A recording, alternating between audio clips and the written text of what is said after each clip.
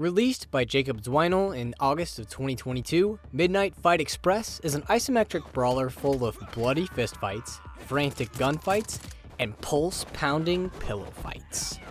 While the main draw of the game is this vicious, addicting combat, all of which was meticulously and beautifully motion captured by the independent studio Super Alloy Interactive, there is a story to the game too, which follows an amnesiac man named Babyface as he fights his way across the city of tomorrow to prevent a criminal takeover. He's sent on this crusade by a helpful companion named Droney, who not only fills him in on the details of the criminal conspiracy, but helps him remember his lost past, a process that reveals that Droney's interest in Babyface is more personal than they initially let on. So, with no restraint on spoilers, let's go through all of what Droney shares with Babyface so we can see the full story of Midnight Fight Express. The story starts with a place known as the City of Tomorrow.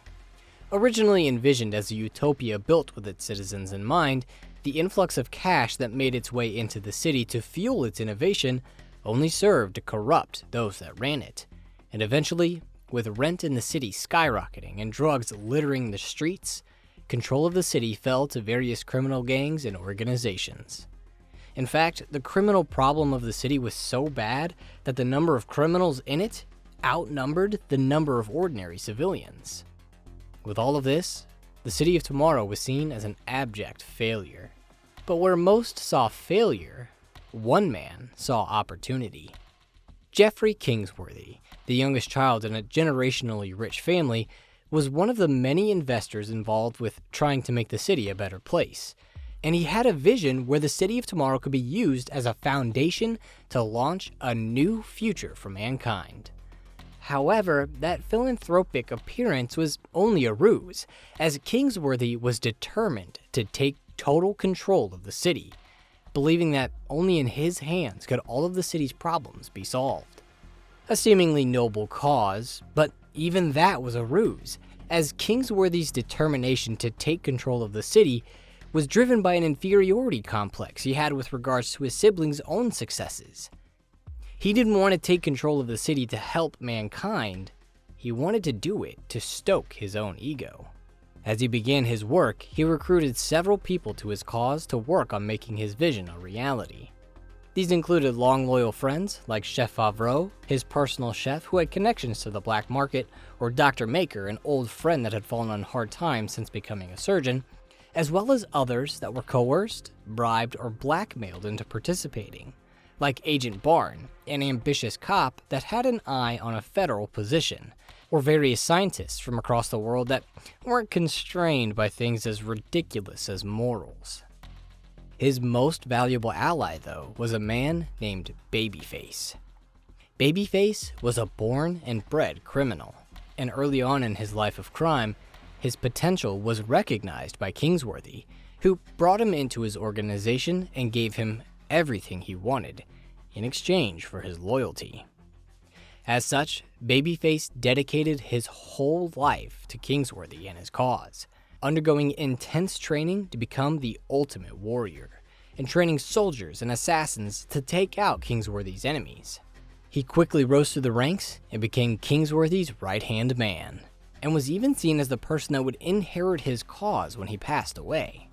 With allies like these at his side, Kingsworthy soon became a criminal overlord known as the Boss, and oversaw a criminal empire that managed to get its fingers into nearly every facet of the society of the City of Tomorrow. He coerced the police force into working for him and his interests. He established a church which sent its financial contributions to his organization, infusing it with cash. He invested in a game studio to have it serve as a front for illicit drug trading. And he armed his followers with the best weapons, thanks to Babyface and a woman named Arlena establishing a lucrative weapons smuggling operation. However, even with all of these accomplishments, that ultimate goal of total control continued to elude him. That is, until his lieutenant Babyface came up with a perfect plan. Babyface suggested that instead of using men made of flesh and blood to take control of the city, they automate the process by creating sentient mechanical soldiers named Kingbots that could take control for them. But he also said they shouldn't settle on just taking control of the city of tomorrow. Babyface suggested that once the soldiers were created, they apply the same concepts to other industries, cars, ships, planes, everything needed to take control of not only the city, but the country, and eventually the entire world. The boss was captivated by the idea, but there was a problem. In order for the Kingbots to be sentient, a scan of a brain that had recently been removed from a fresh corpse needed to be uploaded to the unit. And to get the number of robots needed to take over the city, they needed lots and lots of brains. Thus, the boss dreamed up Operation Neo Dawn, a multi-step, multi-phase plan that would get them the resources they needed to create the Kingbots and take over the world. In Phase A of the operation, numerous gangs and organizations under the sway of the boss would start a mass criminal uprising that would engulf the city in chaos and destruction. And to achieve the maximum amount of mayhem possible, various terrorist plots were planned out. Lil Tony and his bozos would bomb a crowded public square in the city. The Rat King would send his plague bearers and rat-human hybrids, creatures created by grotesque experiments bankrolled by the boss, to the surface to eat people. And the Russian mob and a satanic cult known as the Brotherhood were hired to attack the military bases outside of the city of tomorrow to prevent the military from intervening with Neo Dawn, an attack that was known as Operation Kilitary. There was even a plan to train some soldiers in necromancy to bring the dead to life to attack the living. All of the chaos generated by these attacks would compel other malefactors in the city, like the Warriors and the Earthbreakers, to join in the fun as well, further increasing the mayhem.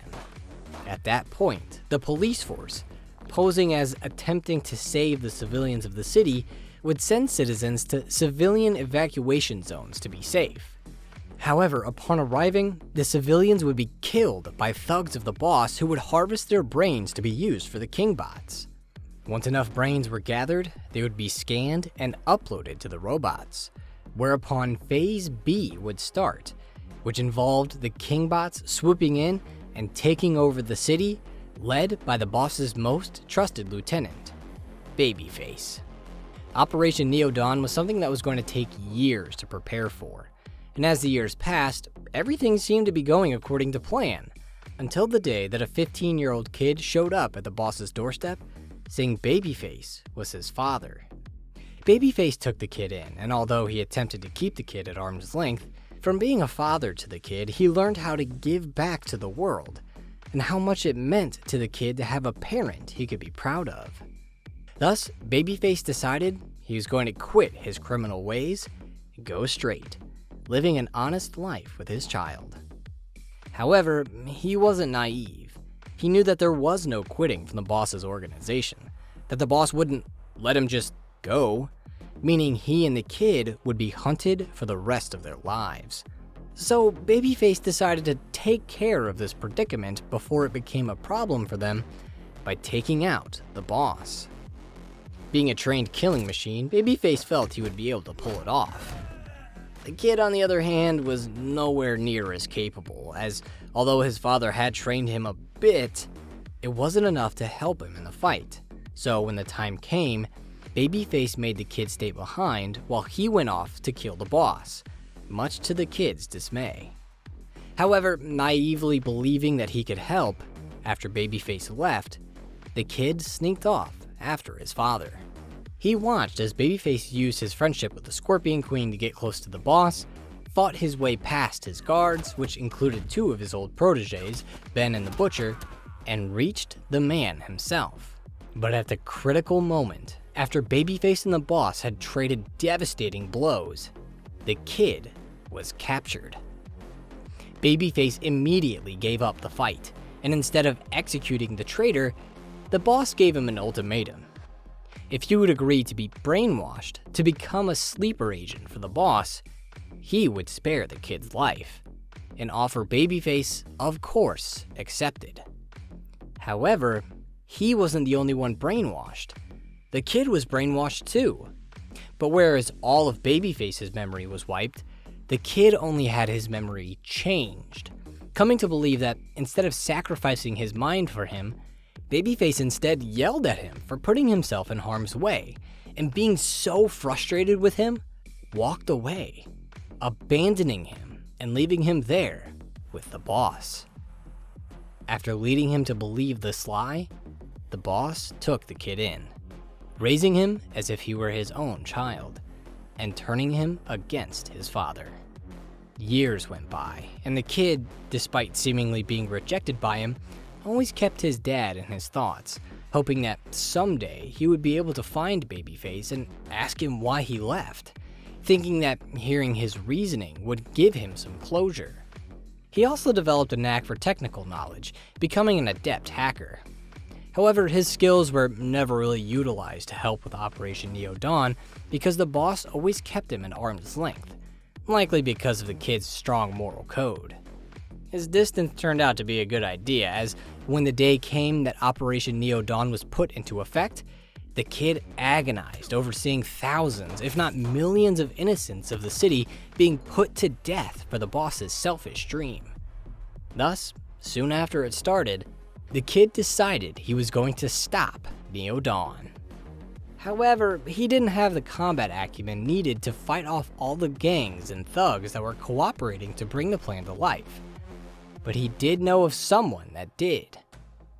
Using his hacking tools, he accessed one of the boss's databases and found out not only the truth of what happened to his father, but where he was located. The kid didn't want to risk going to get Babyface himself, as it would be too dangerous with all the chaos engulfing the city at the moment, so he bunkered down in the boss's headquarters and mailed a drone to his father's apartment, hoping he could get to his father before the boss did. Luckily, he did.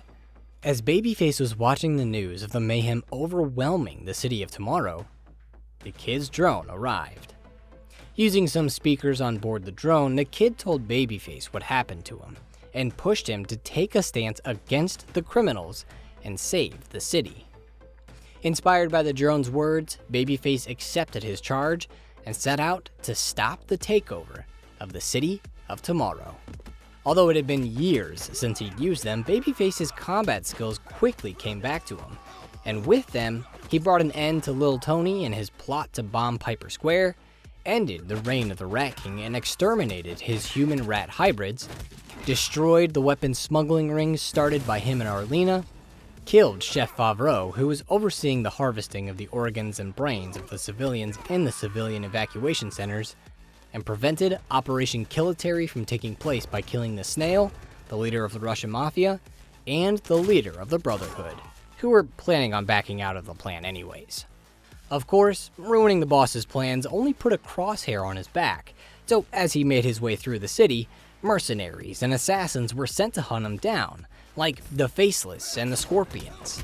But again, Babyface was able to prevail thanks to his combat prowess. Through all of this, he was filled in on his past by his previous companions, as well as the kid, all of whom shared the story of how Babyface abandoned the kid in the past. That is, until the two hunted down Dr. Maker, who told the two of what really happened that fateful day, of Babyface's sacrifice, before being taken out by an arriving truck.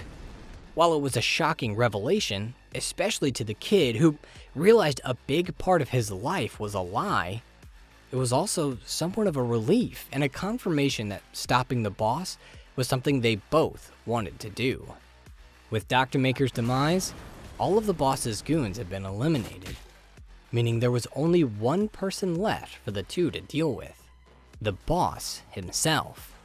Using a tip given to them by the ill-fated doctor, the two ascended the skyscraper that served as the boss's headquarters, and before going to confront the man, Babyface took a detour to rescue the kid from where he was hiding. But upon bursting into the room, he found it empty. The kid was confused too, as when he looked through the drone, he could see Babyface. But when he looked around the room he was in, he couldn't. As they tried to understand what was happening, an electrical grenade went off, which hurt the kid through the drone and distracted Babyface enough to be incapacitated by Agent Barn. Babyface woke up in an interrogation room where he was then interviewed by two officers, Agent Smithman and Agent McClune, who, given his rampage through the city, believed he was the one responsible for the criminal takeover. Babyface began telling them his story, all about his memory loss, Androni, and the boss, and trying to stop Neo Dawn. And it seemed like the agents were willing to hear him out and possibly absolve him of any wrongdoing. But as Babyface told more of his story, they began to say things that suggested their motives weren't in hearing the truth, and instead, in changing it.